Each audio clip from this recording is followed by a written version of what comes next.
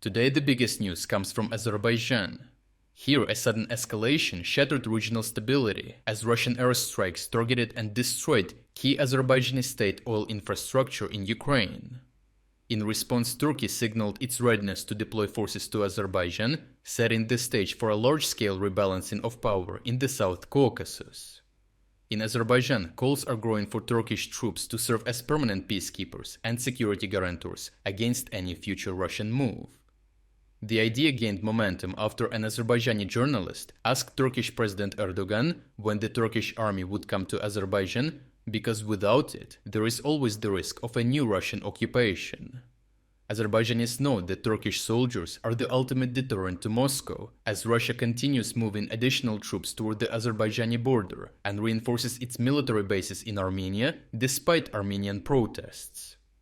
Turkish special forces and advisors already rotate through Azerbaijani units, and the private military company Sadat has an established presence, but the current push is for a permanent and full-on Turkish military presence in Azerbaijan. By joining and shaping public debate in both countries, Turkey is testing the waters for a permanent deployment that would complicate any Russian military action in the Caucasus. At the same time, Azerbaijan is breaking with Soviet military traditions, because President Ilham Aliyev has ordered a full switch from Russia's military coordinate grid system to the US-developed World Geodetic System, the standard used by NATO. This removes one of the last major Russian frameworks still embedded in Azerbaijani military planning, marking a decisive break from the Soviet systems that once structured Baku's entire defense doctrine. The system integrates GPS and satellite imagery to ensure efficiency in targeting data and joint operational planning across allied forces.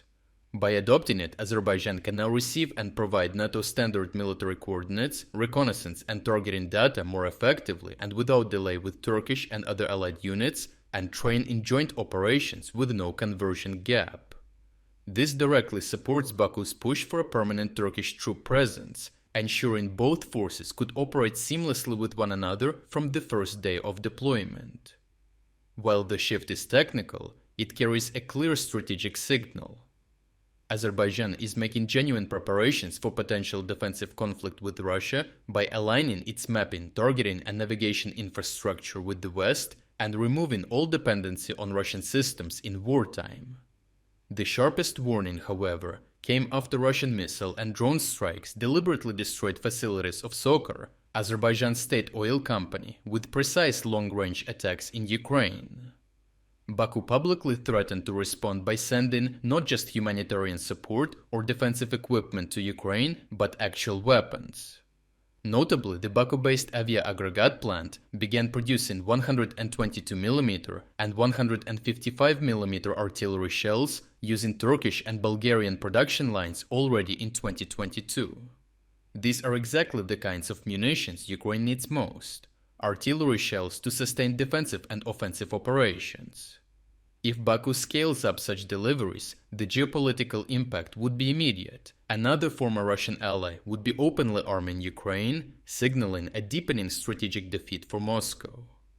Russia's attacks on Sokar assets have therefore created the risk of provoking a stronger, more open Azerbaijani military role in Ukraine, a shift that Azerbaijan could make without fear of military retaliation if Turkey deploys its peacekeepers in the region. Overall, what began as targeted strikes on energy facilities is now feeding into a broader realignment, with Azerbaijan openly seeking Turkish troop deployments, embedding NATO systems into its military to ensure full interoperability, and weighing whether to arm Ukraine more heavily. Each step is a response to Russian provocations, and a move that further isolates Moscow.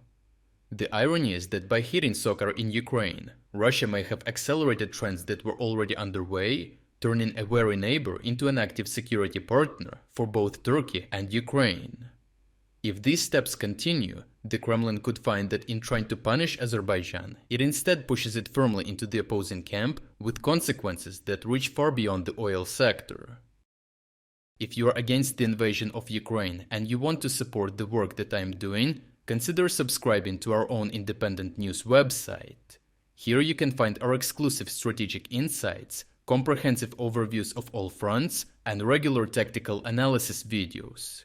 By subscribing, you will not only show your support for this channel, but also help and defend independent journalism.